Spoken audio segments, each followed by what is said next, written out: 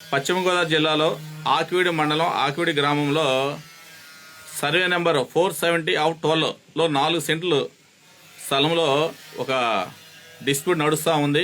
ఒకవైపు ఏమో రామాలయం అంటున్నారు, ఒకవైపు ఏమో గొంతెమ్మ గుడి అంటున్నారు. సో ఆ వివాదం నడుస్తుంది కాబట్టి ఆ వివాదం మీద కొన్ని పలు విషయాలు చెప్పాలనే ఉద్దేశంతో ఈ ఫేస్బుక్ లైవ్లో రావడం జరిగింది. యాజ్ యూజువల్గా చిల్లర శ్రావణ్ కుమార్, జాడా శ్రావణ్ కుమార్ ఆకివీడు సబ్జెక్టు సంబంధించి 15/4/2026 తారీఖున ఒక రిట్ పిటిషన్ వేయడం జరిగింది. ఆ writ petition number wide writ petition number 999/1/2026. సబ్సిక్వెంట్గా ఒక రిట్ పిటిషన్ వేసిన తర్వాత సబ్సిక్వెంట్గా మరొక పిల్లు వేయడం జరిగింది. పిల్లు డేట్ వచ్చేసి 23/4/2026న ఒక పిల్లు ఏపీ హైకోర్టులో ఫైల్ చేయడం జరిగింది. వైడ్ పిల్లు నెంబర్ వచ్చేసి 95/2026 పిల్లు ఫైల్ చేసిన తర్వాత పిల్లు లిస్ట్ అయింది కోర్ట్ నెంబర్ 1లో, ఏపీ హైకోర్టు కోర్ట్ నెంబర్ 1లో లిస్ట్ అయింది. అప్పుడు జాడా శ్రావణ్ కుమార్ అతని యొక్క వాదనలు వినిపించే సమయంలో జాడా శ్రావణ్ కుమార్ ఎటువంటి అనుభవం లేకుండా, ఎటువంటి తెలివి జ్ఞానం లేకుండా అతని యొక్క అజ్ఞానంతో ఆకివీడు సమస్య, అసలు ఆకివీడు సమస్య ఎంత హాట్ టాపిక్ నడుస్తుందంటే తెలుగు 2 రాష్ట్రాల్లో ఆకివీడు యొక్క ఆ టెంపుల్ డిస్ప్యూట్, ఒకవైపు దళితుల యొక్క ఎమోషనల్, దళితుల యొక్క సెంటిమెంట్, చాలా జటిలమైన సమస్య, దళితుల యొక్క ఉనికి కాపాడుకునే యొక్క సమస్య. ఒకవైపు ఏమో మరొక వర్గం, ఆపోజిట్ వర్గం ఏమో రామాలయం అంటున్నారు. ఇలాంటి జటిలమైన సమస్యలో ప్రతి విషయంలో పొలిటికల్ మైలేజ్ కోసము ఈ జాడా శ్రావణ్ కుమార్ పొలిటికల్ మైలేజ్ కోసము ఒక రాజకీయ పార్టీ దగ్గర, నాయకుల దగ్గర మార్కులు సంపాదించాలన్న అత్యాశతో ప్రతి విషయంలో ఏలు పెడతా ఉంటాడు. ఈ జాడా శ్రావణ్ కుమార్ 2 పిటిషన్ ఫైల్ చేశాడు ఏపీ హైకోర్టులో. ఒకటి రిట్ పిటిషన్ ఫైల్ చేశాడు, మరొకటి పిల్ పిటిషన్ ఫైల్ చేశాడు. పిల్ పిటిషన్ వచ్చేపాటికి the honourable chief justice of state of Andhra Pradesh చాలా పలు ప్రశ్నలు జాడా శ్రావణ్ కుమార్ అడగడం జరిగింది. సీజే గారు అడిగిన ప్రశ్నలకి సమాధానం చెప్పలేక, సమాధానం తప్ప అన్ని విషయాలు చెప్తా ఉన్నాడు, మిస్లీనియస్ అన్ని చెప్తా ఉన్నాడు. అతని యొక్క ఆర్గ్యుమెంట్లో ఎటువంటి పట్టు లేదు, పసా లేదు. అలాంటి ఒక అర్ధరహితమైన ఆర్గ్యుమెంట్లు చెప్పేసి చివరికి హైకోర్టు వారు ఏదైతే పిల్లు ఫైల్ చేశారో, జాడా శ్రావణ్ కుమార్ ఫైల్ చేసిన పిల్లులో ఎటువంటి లీగాలిటీ లేదు, ఇందులో సఫిషియెంట్ గ్రౌండ్స్ లేవని చెప్పి డిస్మిస్ చేసేశారు. కానీ ఏపీ హైకోర్టు వారు డిస్మిస్ చేసే సమయంలో ఈ జాడా శ్రావణ్ కుమార్ బెగ్గింగ్ చేసుకున్నాడు, అడుక్కున్నాడు, your lordship kindly dispose of, your lordship kindly dispose of అని. డిస్మిస్ అయిన పిటిషన్ని డిస్పోజ్ ఆఫ్ చేయించుకున్నాడు. పిల్లు వేశాడు, పెద్ద మనగాళ్ళగా పోటుగాళ్ళగా పిల్లు వేశాడు, ఏదో సాధిద్దామని అత్యాశతో. ఎటువంటి లీగాలిటీ లేదని చెప్పి పిల్లు డిస్పోజ్ చేశారు. కమింగ్ టు రిట్ పిటిషన్, ఒక రిట్ పిటిషన్ వేశాడు. రిట్ పిటిషన్ వేసి వెంటనే విత్డ్రా పెట్టేశాడు. రిట్ పిటిషన్ వేసి వెంటనే విత్డ్రా పెట్టేశాడు. ఆన్లైన్లో కూడా anybody can see online status. Writ petition withdraw పెట్టేశాడు. పిల్లులో ఎటువంటి లీగల్ గ్రౌండ్ లేదు, లీగల్ వ్యాలిడిటీ లేదని చెప్పి హైకోర్టు వారు దాన్ని డిస్మిస్ చేయడం జరిగింది. ఇలాంటి అర్ధరహితమైన 2 రిట్ పిటిషన్లు వేసి ఆకివీడులో ఉన్న యావత్తు దళితులకి, క్రిస్టియన్కి చేయాల్సినంత బిగ్ మైనస్ చేసేసాడు. ఎంత మైనస్ చేయాలో అంత మైనస్ చేసి జాడా శ్రావణ్ కుమార్ వదిలిపెట్టాడు. మళ్ళీ ఈ ఉత్తర కుమారుడు అంటాడు, నేను విత్డ్రా పెట్టేశాను రిట్ పిటిషను, మళ్ళీ మండే లంచ్ మోషన్ మూవ్ చేస్తాను, నేను మళ్ళీ ఇంకో పిటిషన్ వేసుకుంటాను అని ఉత్తర కుమారుడు పలుకుతా ఉన్నాడు ప్రెస్ మీట్ పెట్టి. జాడా శ్రావణ్ కుమార్ ఒకటి గుర్తుపెట్టుకో, నువ్వు ఏ విధంగా ప్రాక్టీస్ చేస్తావు, నీ ప్రాక్టీస్ నాకు సంబంధం లేదు.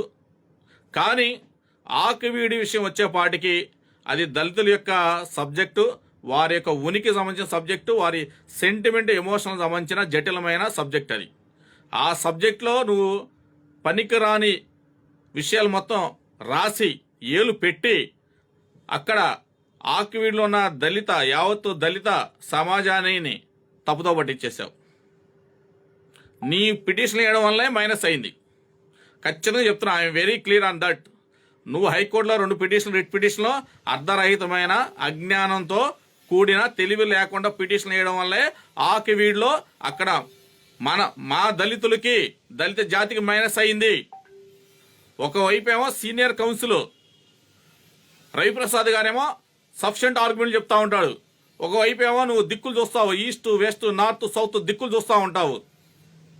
ఒక సీనియర్ కౌన్సిల్ పెట్టుకోవచ్చు కదా. అసలు నీకు హైకోర్టులో ప్రాక్టీస్ నేర్పించిన సీనియర్ కౌన్సిల్ ఎవరు ఉన్నారా?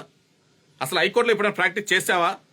ఏదో నువ్వు మ్యాజిస్ట్రేట్ చేసినంత మాత్రాన మ్యాజిస్ట్రేట్ యొక్క నాలెడ్జ్, మ్యాజిస్ట్రేట్ యొక్క సబ్జెక్టు ప్రాక్టీస్లో పనికిరాదు. ప్రాక్టీస్ అడ్వకేట్గా అనుభవం రావాలంటే ఖచ్చితంగా ప్రాక్టీస్ చేయాల్సిందే.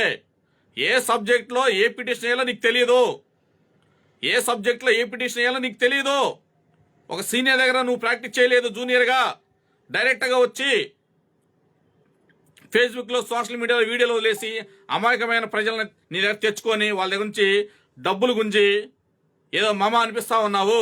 అంత జటిలమైన సబ్జెక్ట్లో పెద్ద పోటుగాడ్లాగా, పెద్ద సీనియర్ కౌన్సిల్ లాగా 2 పిటిషన్లు వేసావు. అక్కడ ఆకివీడ్లో ఉన్న దళితులు మైనస్ చేసావు నువ్వు. దీనికి సమాధానం ఏం చెప్తావు? అసలు నిన్ను పిటిషన్ ఎవడో ఏమన్నాడు? ఆకివీడ్ నుంచి ఒకరిద్దరిని పిలిపించుకొని వాళ్ళ దగ్గర సొంతకాలు తీసుకొని పెద్ద పోటుగాళ్ళ నువ్వు పిటిషన్ వేసావు. అది ఎంత ప్రెస్టేజ్ ఇష్యూ, దళితులకు ఎంత ప్రెస్టేజ్ ఇష్యూ. 2 తెలుగు రాష్ట్రాల్లో అంత ప్రెస్టేజ్ నడుస్తూ ఉంది. నువ్వు వేసిన ప్రతి మైనస్ వాళ్ళకి ప్లస్ అయిపోయింది, అదర్ సైడ్ ప్లస్ అయిపోయింది. నువ్వు మైనస్ చేయబడే వాళ్ళకి అదర్ సైడ్ ప్లస్ అయింది. ఇప్పటికైనా సబ్జెక్టు తెలిస్తే పిటిషన్ వేయి, లేకుంటే నీ దగ్గర క్లయింట్లు వస్తే నువ్వు పిటిషన్ వేస్తావా, వేయించుకుంటావా, అది నీకు సంబంధం ఇచ్చిన విషయం. అంతేగాని కామన్ సబ్జెక్టు, దళితులకు సంబంధించిన సబ్జెక్టు, బడుగు బలహీన వర్గాలకు సంబంధించిన సబ్జెక్టు, బహుజన సంబంధించిన సబ్జెక్టు, హాట్ ఉన్న విషయాల్లో నువ్వు ఏలు పెట్టమాకు, కాలు పెట్టమాకు. నీకు ఎటువంటి నాలెడ్జ్ లేదు. ఏ సబ్జెక్ట్లో ఏ పిటిషన్ వేయాలో నీకు తెలియదు. First of all yes, I'm very clear on that. AOR exam తెలుసా నీకు? అడ్వకేట్ ఆన్ రికార్డ్ ఎగ్జామ్ తెలుసా? Which was conducted by the honourable supreme court of India. I have been return that exam. AOR exam నేను రాశాను. నాకు తెలిసిద్ది ఏ సబ్జెక్ట్లో a petition వేయాలి, ఎలా డీల్ చేయాలని నాకు తెలుస్తుంది. నువ్వేమైనా రాసావా? హైకోర్టులో ప్రాక్టీస్ చేసావా? సుప్రీంకోర్టులో ప్రాక్టీస్ చేసావా? ఓ సీనియర్ దగ్గర ప్రాక్టీస్ చేసావా? అజ్ఞానంతో, తెలివి లేకుండా నీకు ఇష్టం వచ్చి పిటిషన్ వేసేస్తున్నావు. ఓ పిటిషన్ ఫార్మాట్ ఉంటుంది, ఓ 2000 3000 క్లర్క్ ఇస్తావు, వాడు ఫైల్ చేసేస్తాడు. నువ్వు వెళ్ళి పెద్ద అద్భుతమైన ఆర్గ్యుమెంట్లు చెప్తావు. నీ ఆర్గ్యుమెంట్ ప్రపంచం మొత్తం చూసింది. ఓపెన్ కోర్టులో ఎటువంటి పట్టు పసలేని ఆర్గ్యుమెంట్ చెప్పావు, అర్ధరహితమైన ఆర్గ్యుమెంట్ చెప్పావు. మళ్ళీ చిలక పలుకులు పలుకుతావు, చిలక నవ్వులు నవ్వుతూ ఉంటావు. పిటిషన్ వేసి నువ్వేమైనా పీకింది ఏమైనా ఉందా? నువ్వు 2 పిటిషన్లు వేసి దళిత, అక్కడ ఆకివీడ్లో ఉన్న దళిత సామాజిక వర్గానికి ఏమన్నా నీ వల్ల ప్లస్ జరిగిందా? ప్లస్ జరగబోగా మైనస్ జరిగింది, ప్లస్ జరగబోగా మైనస్ జరిగింది. ఇప్పటికైనా ప్రతి విషయంలో ఏలు పెట్టడం తగ్గించు. నీ క్లయింట్ నీ దగ్గరకు వస్తే నీ క్లయింట్కి సంబంధించిన కేసులు ఏవయ్యి. ఇలా కామన్ ఎమోషనల్ ఉన్న బడుగు బలహీన వర్గాలకు సంబంధించిన సబ్జెక్టులు కానీ, దళిత సామాజిక వర్గాలకు సంబంధించిన సబ్జెక్టులు కానీ, బహుజనులకు సంబంధించిన సబ్జెక్టులు కానీ ఏలు పెడితే తోక కత్తిరించాల్సి వస్తుంది. యావత్తు దళిత సమాజం నీ మీద ఎక్కుతూ ఉంటుంది, గుర్తుపెట్టుకో. పిచ్చి పిచ్చి పిటిషన్లు ఏమాకు. నాలెడ్జ్ పెంచుకో. ఫస్ట్ ఆఫ్ ఆల్ హైకోర్టులో ఎలా ప్రాక్టీస్ చేయాలి, ఏ సబ్జెక్ట్లో ఏ పిటిషన్ వేయాలి, సుప్రీంకోర్టులో ఏ సబ్జెక్ట్లో ఏ పిటిషన్ వేయాలి, ముందు నాలెడ్జ్ తెలుసుకో, నాలెడ్జ్ పెంచుకో. నీకు ఇష్టం వచ్చాడు పిటిషన్లు ఏమాకు. పిటిషన్ వేసి నువ్వు పీకింది ఏందాడా? ఆపోజిట్ వర్గానికి ప్లస్ చేయడం తప్ప, ఆపోజిట్ వర్గానికి ప్లస్ చేయడం తప్ప.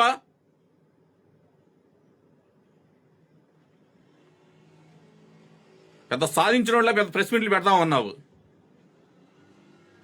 నీ బాగుంది తెలియదు అనుకున్నావా? రోజు లీటర్ తాగుతావు, లీటర్ ముందు తాగుతావు, పావు కేజీ చికెన్ పకోడీ తింటావు.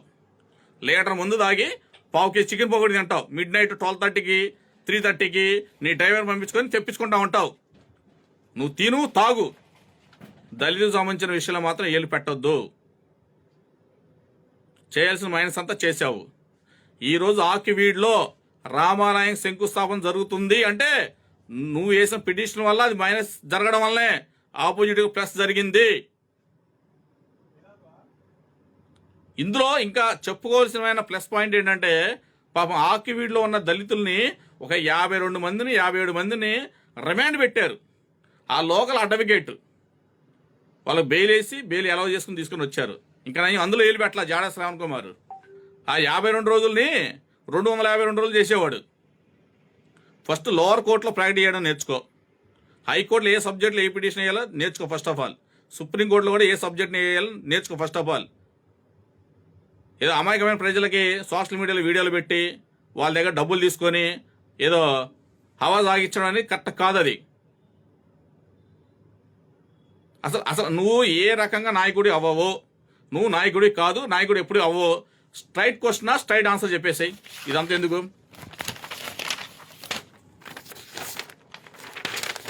మైలవరం కోర్టులో ఒక సీసీ నెంబర్లో నువ్వు A1గా ఉన్నావు, ఎక్యూజ్డ్ 1గా ఉన్నావు.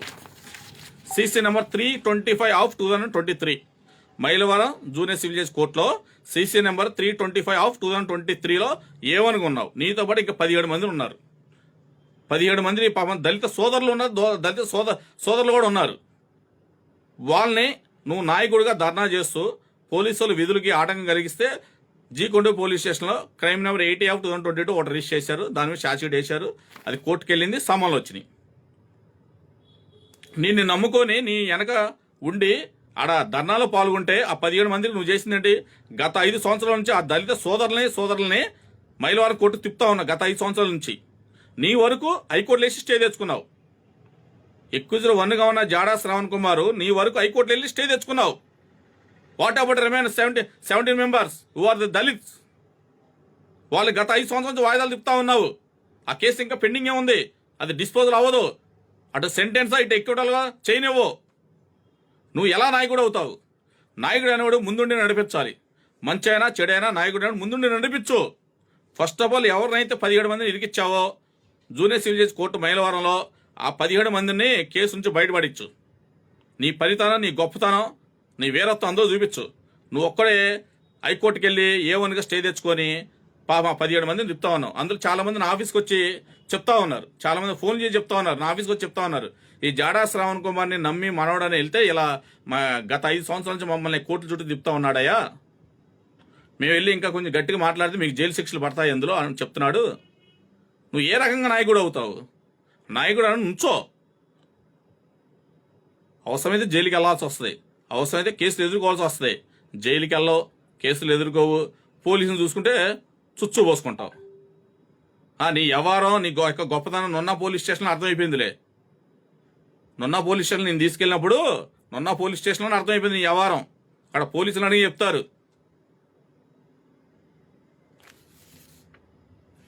ఎప్పటికీ ఈ జాడా శ్రావణ్ కుమార్ నమ్మవద్దు.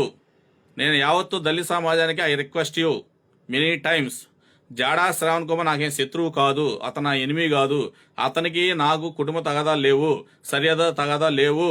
కానీ ఈ జాడా శ్రావణ్ కుమార్ వలన దళిత జాతికి నష్టం జరుగుతుంది, మైనస్ జరుగుతుంది.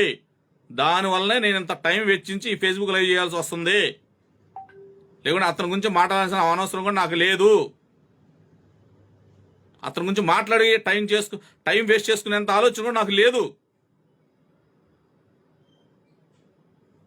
డబ్బు డబ్బు డబ్బు డబ్బు ఎవడన్నా మోసం చేయాలి, ఎవడన్నా మోసం చేయాలి, డబ్బు సంపాదించాలి. జాడా శ్రావణ్ కుమార్ ఒకటి చెప్తా, గుర్తుపెట్టుకో. నీకైనా నాకైనా ఎవరికైనా కర్మ ఫలితం అనేది ఒకటి ఉంటుంది. కర్మ ఫలితం అనేది ఒకటి ఉంటుంది. క్లయింట్కి వచ్చిన క్లయింట్కి న్యాయం చేయి, నువ్వు అడిగిన ఫీజు ఇస్తాడు, తీసుకో, అంతవరకే. అంతేగాని వచ్చిన క్లయింట్ దగ్గర డబ్బులు తీసేసుకొని అతని యొక్క ఒరిజినల్ డాక్యుమెంట్లు తీసుకొని ఆపోజిట్ పార్టీకి ఒరిజినల్ డాక్యుమెంట్లు అమ్మడం, డబ్బులు సంపాదించడం, అది నీకు నీ కుటుంబానికి మంచిది కాదు. హానెస్ట్గా ఉండు, హానెస్ట్ ప్రాక్టీస్ చేసుకో, హానెస్ట్ డబ్బులు సంపాదించు. అంతేగాని కొన్ని కుటుంబాలను రోడ్డు మీద పడేసి, కొన్ని కుటుంబాలు పొట్టలు కొట్టేసి డబ్బులు సంపాదిస్తే ఏం చేస్తావో నాకు అర్థం కాదు. ఎందుకు ఇలాగా? మారు, ఇప్పుడు కానీ మారి నీకు చేతనైతే దళిత సామాజిక వర్గానికి న్యాయం చేయి. నీకు చేతనైతే దళిత సామాజిక వర్గానికి సహాయం చేయి, న్యాయం చేయి. లేకుంటే మూసుకొని కూర్చోకపోతే ఏదో ఒక రోజు యావత్తు సమాజంలో ఉన్న సొసైటీ నీ మీద లెగుస్తుంది. దళిత సామాజిక వర్గం కూడా నీ మీద లేవుస్తుంది. అప్పుడు నువ్వు ఎక్కడికి పారిపోతావు, తట్టుకోలేవు. గుర్తుపెట్టుకో. చాలా కంప్లైంట్లు వస్తున్నాయి. మమ్మల్ని మోసం చేశాడు, మా ఒరిజినల్ డాక్యుమెంట్లు ఇచ్చాడు, మా దగ్గర డబ్బులు తీసుకున్నాడు, మమ్మల్ని మోసం చేశాడు, మా డబ్బులు ఇట్లా, మా కేసులు చేయట్లా, మా ఒరిజినల్ డాక్యుమెంట్లు ఇట్లా చాలా కంప్లైంట్ వస్తున్నాయి. చాలా పాపాలే, తప్పులు. తెలియకుండా తప్పు చేస్తే ఎక్స్క్యూజ్ చేసుకొని తెలిసి డబ్బు కోసం కానీ తప్పు చేస్తే అది తప్పు. రీసెంట్గా ఒక ఢిల్లీ నుంచి కూడా నా ఫోన్ వచ్చింది. మా వసంత లక్ష్మి గారంట, కమ్మ సమాజం సంబంధించిన వ్యక్తి. నీ వల్ల వాళ్ళ కుటుంబం విచ్ఛిన్నం అయిపోయిందంట. 50 కోట్ల నష్టం జరిగింది. నీ వల్ల 50 కోట్ల నష్టం జరిగింది.